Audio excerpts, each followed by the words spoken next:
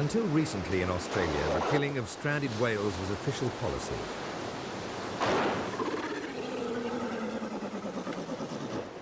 Authorities misguidedly believed they were putting the creatures out of their misery.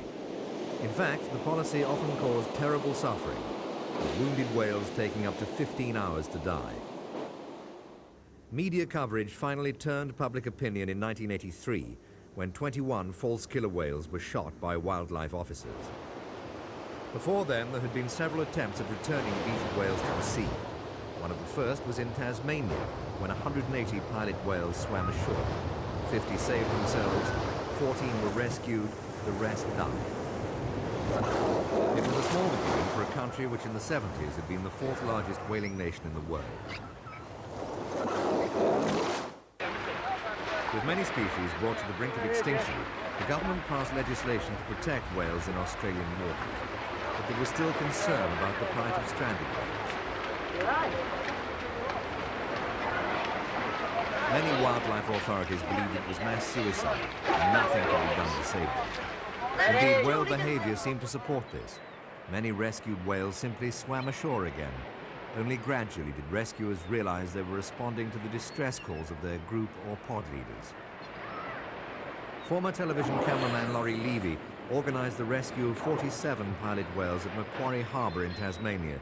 He was convinced the whales were not committing suicide.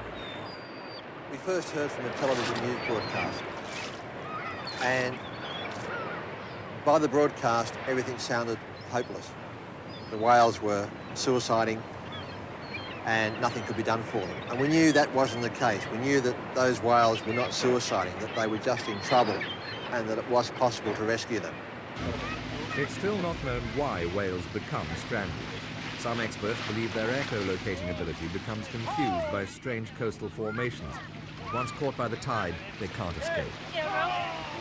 But with each successive stranding, more was learned. It was discovered that beached whales soon suffer circulatory problems and muscle cramps. When returned to the water, the stronger ones roll around, easing and flexing their bodies. Weaker whales need time and support to recover. Some relief can be achieved by gently rolling the creatures on the beach. From these tentative beginnings, whale savers have developed highly efficient rescue techniques. Levy and his partner Neil Bethune then began persuading the government that the whales could and should be saved. The result was a national plan. Professor Ovington of the Australian National Wildlife Service explains. We've had many requests from overseas countries for copies of the Australian plan.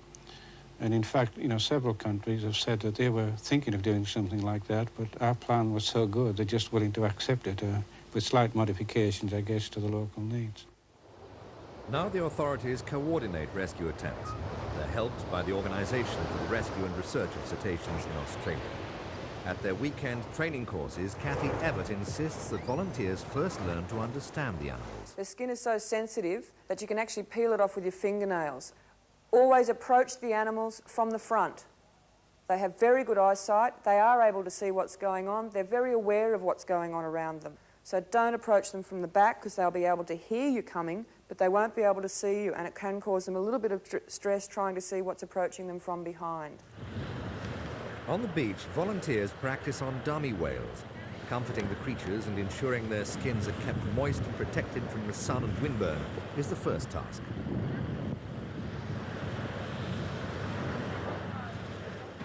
The next priority is to move the whales clear of the surf line until they're ready to be moved back into the water.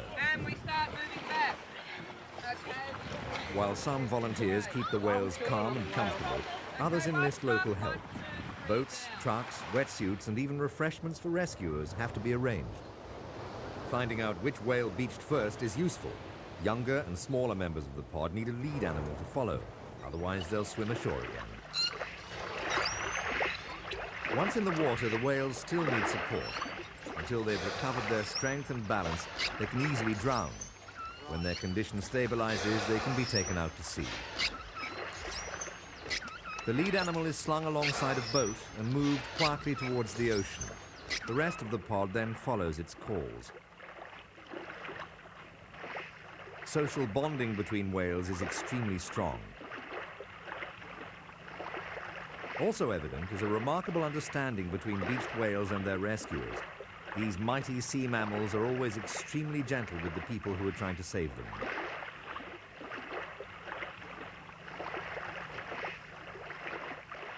Whales seem to bring out the best in people. Many have said that working with them was one of the best experiences of their lives.